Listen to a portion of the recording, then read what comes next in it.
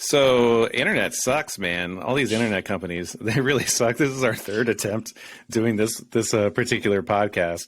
But thank you, Riverside, for having another option here. Yeah, coming to you live on the Riverside FM app. Oh, man. All right, I'm lost. So where are we? Powered by Riverside FM. All right, so we've got we were talking about just a quick thing. I mean, no one heard these other two versions, but Jeff Hardy probably going to be the least surprising debut in AEW history on almost they telegraph, including. I'll just mention Tony Schiavone when introducing the segment where Shane Swerve Strickland got introduced, wildly waving around his clipboard that just says Swerve on it. I'm like, come on, man. Just be a little bit better. But we jumped on over to NXT Roadblock, which for some reason, I don't know, they're like the pre-show of WrestleMania. So why are they the Roadblock on the road to WrestleMania? I don't understand. They're just reusing some weird stuff here. But Dolph Ziggler is your new NXT champion. Yes. Great triple threat match. Dolph Ziggler sold the hell out of 5 or 6 moves that just I would have assumed he was dead. But he's the best at it. Nobody, even when he's not really invested in what he's doing, he still sells like hell. I think he's the closest thing ever to Shawn Michaels in terms of just making everything look both devastating as hell and ridiculous at the same time.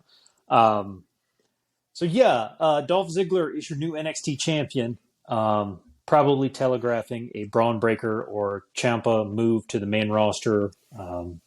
It may not even be after WrestleMania. It may be in the immediate, especially in Braun Breaker's case. I don't know.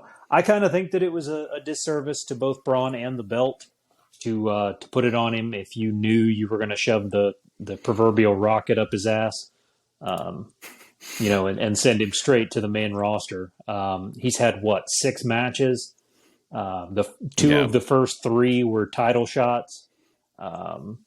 He beat your top guy to get the belt. Now he's lost to a longtime main roster member in Dolph Ziggler. I'm not opposed to Dolph. Dolph is great we've had discussions very similar to this about Randy Orton, which you mentioned in take 2 of this podcast. That Dolph he does seem a little more invested here. He's not treading water like the Dirty Dogs have been doing for a little while now, where they just, they're on like every episode of SmackDown, but they're either losing to the Street Profits or Gable and Otis, or I feel like they've been served up to the Usos a bunch. So maybe this is good for him. Maybe Rude can go back too. Maybe both of them can have kind of an NXT run for a little bit. Bobby Roode could probably work a hell of a match with Carmelo Hayes if he's still holding that belt after the ladder match that they've now set for Stand and Deliver. The title was first awarded in a 6-man ladder match, and it's going to be defended in one. In Dallas. So that's something to look forward to in the noon matinee showing of NXT Stand and Deliver. Man, so one thing I do like though is like the idea, maybe not always winning championships, but I like the idea of these main roster guys they're feeling stale. They don't have many to spare anymore at this point, but some that are feeling stale, coming back and forth. And someone like Ziggler, he's been around and he can still execute at a high level. Like he can do this. And I think he could be a really good asset to bring in for these newer guys, especially like Ziggler has the WWE style down pat. Yeah. And almost like too good that he just kind of like goes through the motions a lot. But he can show those motions to all these super green people. And I think that could be could be really good. And I think he could probably pull out a really good match from people that are more green there, and he could do the heavy lifting in that case. This is kind of what I'm hoping that the Ring of Honor AEW kind of relationship is. I'd like to see a lot of movement. I want to see a Ring of Honor kind of dedication there, like still how Ring of Honor was, but a kind of an open door between the two companies where they're kind of going back and forth. You can bring in people, they're like an old school territory system. We have that kind of with the Forbidden Door a little bit, but it'd be nice to kind of further get that with the Ring of Honor AEW thing. And I hope NXT 2.0, I don't love 2.0 and stuff like that, but I like that back and forth. I'd like Ciampa to be able to be on both shows, to be on the main roster, occasionally show back up for NXT. Yeah. I think that would be great. So was there anything else that jumped out at you at the Roadblock show? The women's matches for the women's Dusty Cup. We have set the final. Was a little surprised that Dakota Kai and I'm spacing on her name. She wears the onesie. They felt super random, and then when they got paired against Raquel Gonzalez and Cora Jade, I thought for sure Raquel Gonzalez and Cora Jade were just going to win the whole thing, but they ended up losing. They won't even be in the finals. And then Casey Catanzaro was impressive in her match. They lost to Io and I can't even remember her partner's name at this point. There's too many of them. It's a weird thing. There are so many women in NXT right now that I keep spacing on which one does what in each episode. But Io got the pin, so it'll be Io's team against Raquel's team, not Raquel's team, Dakota Kai's team for the finals in the Dusty Cup. The Creed brothers got jumped in the parking lot in the middle of what looked like a tsunami in Florida last night. And also the most dangerous spot. I like that. I like that we got NXT 2.0, but if they've not upgraded their parking security, it's still terrible. What I don't get, they don't get jumped out like in the parking lot. They get jumped at the security door. Like the security guard is standing there watching this happen every time because he's literally right there when the camera goes out there. But the Creed brothers were jumped, and MSK replaced them in the title match against Imperium. The Creed brothers ran down and ruined the match. It was pretty good. The one at the last major event was better. But they didn't really explain who jumped them. Just they let the Creed brothers come out and beat the hell out of all four guys. So I don't know. I thought we'd get a little bit more there. Carmelo and Trick did some sort of video package from the barbershop, which was, a little weird to me. I don't know. There was a bunch of other stuff. LA Knight beat the hell out of Grayson Waller until Grayson Waller's helper. It was a last man standing match, and Grayson Waller propped himself on not Shanky to get back to his feet and get the win. It was a good match. Mustachioed Shanky. Yes, yeah. Veer Mahan with a curly Q mustache. Yeah, it was a decent show. Much like when WWE runs, they don't call it Roadblock. What is it when they do it on the main roster right before WrestleMania? Fastlane. Yeah, it basically felt like Fastlane, where it just felt like a bunch of kind of filler stuff to get us to the show. Goldberg didn't walk out of here with any titles, which is always surprising on the big card before WrestleMania. But yeah, it was fine. It was a kind of standard fare for NXT. I feel like they're following the AEW thing and kind of overdoing it with the special event episodes of their regular TV show. They should probably just cool it with that, because if you're gonna bill it as something special, you got to give us something special. But Yeah. it was fine. Well, let's jump over to AEW. So I think I've got my top moment of Revolution, and I think you have yours. What was yours? Mine was a 62-year-old man coming off the railing in the 200 level through three tables. Sting gave that match everything he had. It almost made it worth it. That match felt, just kind of hodgepodge thrown together. Just to see what he was willing to do to get that match over. Everybody else involved in that match they're all great, but he really just went balls to the wall in that one. My favorite moment of Revolution was all the shots of Dan Lambert reacting in the crowd. My favorite part. There were a lot actually of cut-tos of him and Scorpio. Yeah. I guess because he's up next for this TNT championship match. I guess we're getting that tonight with Sammy. So Sammy's been going pretty hard last week. I'm thinking he has a good showing tonight against Scorpio. I'm sorry, Scorpio, you're not going to take it, but our man Wardlow is going to take it next week. Yeah. I think it's pretty much guaranteed. No, so my favorite thing was, man, if you watch that, honestly, like the Mox Danielson was what I was looking forward to going most into it, but there's a little bit of fatigue that sets in. 3 hours is the sweet spot for a pay-per-view, and I think that match was maybe starting around hour 3. Yeah.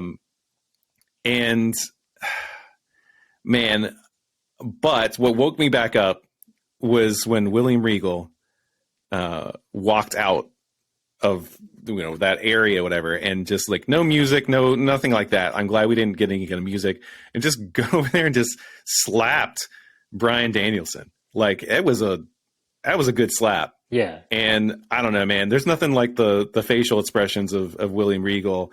At this point now, I'm just like fantasy booking Samoa Joe. I don't know, even if he's an ROH, I just want William Regal to like show up there wherever he is, and them to continue that, because I always love that. But man, we're already talking about this faction that they want to build that sounds pretty awesome already.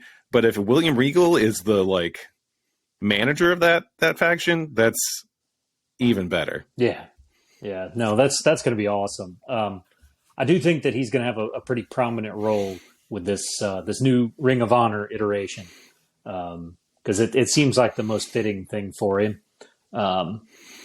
It was a little odd. I don't know how I feel about the news coming out of the media scrum that Tony Khan is going to be the booker of Ring of Honor as well. Kind of feels like everything's going to start to bleed together. Yeah, seeing William Regal anywhere but NXT got a pop out of me. So I was thrilled about it. I'm with you though. 3 hours is definitely. I'm not a huge fan of the idea of splitting WrestleMania into 2 nights, but dear God, an 8-hour show is too much. 2 3-hour shows is manageable. Now a 3-hour show coming off of a 2.5-hour NXT at noon, bleeding into another 3-hour show after I stayed up all night to watch Supercard of Honor. Like, yeah, that's going to be a bit much. But I think maybe, hopefully, with them having Ring of Honor and having more places to put people, we won't get these inflated cards. Yeah. And we can kind of taper it back. 4 hours is a long damn show. And for a match that was going to be as technical as Mox and Danielson was, it probably should have kicked the show off. Because going into hour 3 with the first 15 minutes of that match being, mostly just them locking up, it had a lot of wear and tear to it. And I'm with you. I kind of faded out a little bit, and then William Regal brought me back. for the Battle of the Atoms, Yeah. and a crowd that I have never enjoyed more in that main event. I don't know how you felt about it, but that crowd was having the time of their fucking lives during the Hangman Adam Cole match. And they're all pumped from that Master Chief entrance from Adam Cole. That's what got everybody going. Is Paramount part of Universal Viacom or not at all? Turner? So I thought it was weird because I couldn't find the corporate synergy, and they're normally really good about it.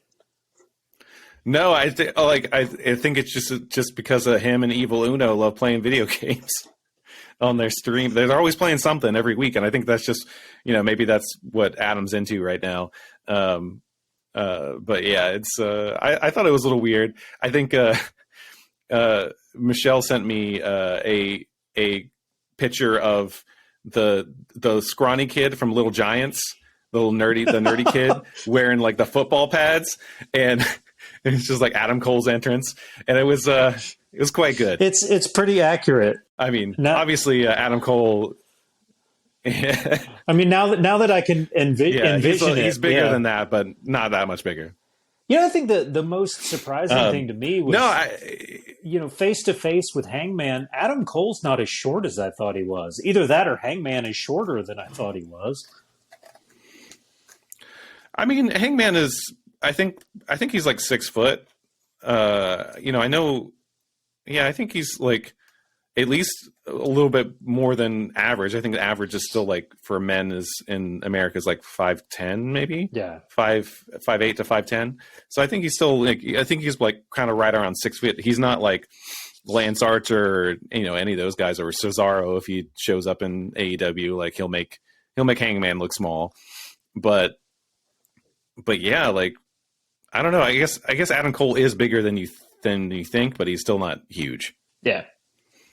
So, how about Ricky Starks? Someone brought up the Ricky Starks' weight. He's like billed at like 220 or something like that. It's like or 210. There's no way. I mean, he's 185 tops. Like there's no way he's any bigger than like Johnny Gargano. It's a classic heel inflating if you want to. And you basically like I can't be on 205 Live when that still existed. Yeah, that Taz had something to do with that too. But yeah, I'm glad you brought up Ricky Starks because I haven't seen anything from him since Saturday, and I think he may be dead. For those of you who didn't watch, the end of the ladder match featured Wardlow powerbombing Ricky Starks onto a ladder.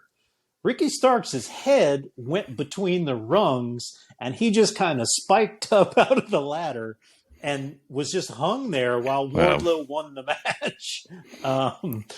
It was either some boss level selling or he was scared to move. It may have been both, but it did not look pretty. Well, after a very scary, I think, Full Gear, there was several like kind of scary spots there. The word is from Fightful Select that the only actual potential injury, is Orange Cassidy. So he's getting an MRI in his shoulder. But everyone else is fine. That's good to hear. Including Jericho, who also got dumped on his head at the very beginning of the show. So yeah. And then refused to shake Eddie's hand. What a dick. Yeah. I thought we kind of talk about, so Jericho's like going through the motions is definitely probably better than Ziggler's and Randy Orton, but he's definitely been doing that maybe for the last 9 months or something until I guess he had that hell scare when he was on tour, and he looked great. Yeah. He looked great in this match. Like both physically and just like his wrestling was just a lot crisper than I've recall seeing over the last several months. But we can get a good thing, and maybe they can do a new body scan of him for that AEW video game where he looks very fat in that game. It's too late. The human potato is coming to our consoles. And last week on Dynamite, he must have sat in the back and did like 1,000 crunches before he came out to do that promo battle with Eddie Kingston. Cause like he looked fantastic. Yeah. I don't know if him refusing to shake his hand was because we're going to get full heel Jericho, which would be nice. I feel like the inner circle has kind of forced him to stay at least semi-face, on the face side of that gray area. And Jericho is a heel, man. He's borderline unrivaled, probably only rivaled by, MJF, in terms of exactly how good he is in that role. So yeah, I'm thrilled. I was ecstatic to see Eddie pick up a win, where important. So yeah, I'm glad that he wasn't concussed from the very first suplex, and then the match just had to not happen, because that would have been terrible. Yeah. But I from top to bottom, and I even called it that the TBS championship match was going to be a glorified squash, and it pretty much ran a little longer, but it was still pretty much a squash match. But top to bottom. They only matched less than 10 minutes. Yeah, top to bottom, this card was great. I was very pleased with every match, and I watched it in about an hour and a half intervals to get through it. So the fatigue didn't really set in until you got into that fourth hour, and then it was like, okay, let's just power through the end of this thing. I didn't think there was a bad match. The only one I didn't love is just like there was just too much like WWE like shenanigans for the Britt Baker Thunder Rosa thing, and I know they're gonna have a rematch on St. Patrick's Day Slam coming up. Would that be next week? Yeah, next week. But it's just like I didn't even want to see that match. That like if that's what they were gonna do. It's just like you could just drop a match off the card. That's fine. Like save the women's championship match for another day. Because there was a lot. I mean, I feel like they have to put the men's world title and the women's world title on every pay-per-view. But I don't know. I didn't love the match. I didn't feel like you needed it. I didn't like that the women's match was so early in the card. Yeah. It going on before Mox and Danielson. I feel like you've got to at least keep it right before the cool down match going into the men's match. Just to elevate like the title itself. But I don't know. I'm with you. I didn't want to see any of the shenanigans, but it was a good match, and it, reports going in were that Thunder Rosa might be hurt, and I didn't see any indications of that in the match. So hopefully we can get a good clean fight, as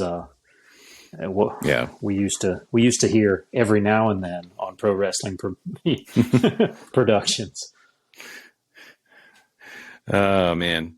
Well, anything else kind of jump out at you? I think we're going to keep this short just to not tempt fate as far as finishing this show. Not a ton. There was no Brock Lesnar on SmackDown to assault anybody.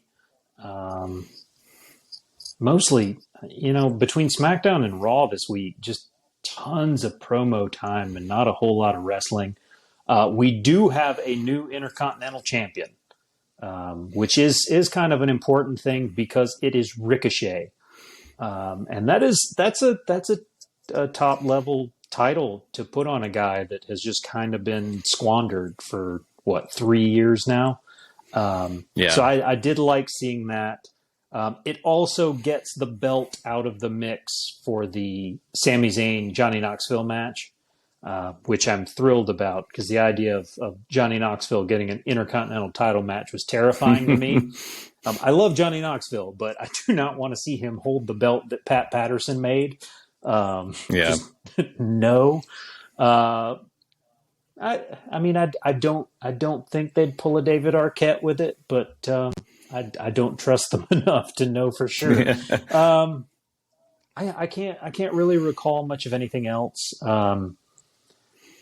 There was a new NXT talent, Nikita Lyons. She had a debut match last week. She was very impressive. I think she's destined for great things. Paige Van Zant has been signed to AEW. She's kind of a badass. She's more of a believable badass than I thought Ronda Rousey was. But that's just because I watched Ronda Rousey get her head kicked in like 10 seconds, and that just destroyed her for me. So I don't know. I'm hoping that now that we're 3 weeks from WrestleMania, that things will pick up a little bit. Stone Cold Steve Austin has agreed to meet Kevin Owens in Dallas. It is not even remotely being billed as a match now. It will be an episode of the KO show, so Steve Austin can stunner him and pour beer on him and get a huge pop without actually having to come out of retirement. So Going to hold up his new Broken Skull American Lager that's launching in Dallas the week of WrestleMania. Convenient. Well, it's actually launching on 3/16, but they're doing the official launch party in Dallas a couple days before WrestleMania. Nice. So yeah, at least we can say that some things are sacred. According to JR, he talked to Stone Cold, and he was not interested at all in being part of this. So the paycheck must be something special, just so that they can use him to hype this show up. I'm struggling to figure out how the hell they fill 2 days at this point. I can't figure it out. I've got 5 matches in mind, and that is not 7 hours worth of show. So I don't know what's going to happen. And you know that Brock Lesnar Roman Reigns thing is not going to be 12 30 minutes long. Minutes tops. Yeah. I mean, Brock is in a very special form here lately. So I could see him committing to maybe 15. But I mean, he's an MMA guy. They're not designed for long cardio-filled bursts. It's just short. Get in there and punch his head in, and then get the hell out.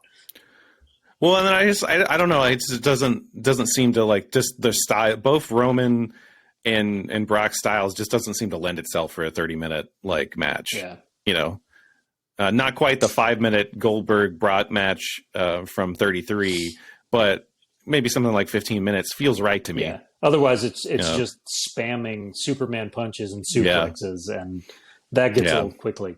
I mean, you've got that match, Charlotte and Ronda, Becky and Bianca. I assume, I mean, we're going to kill a ton of time with the KO show. Johnny Knoxville and Sammy, so that puts us at 4 matches in a promotional thing.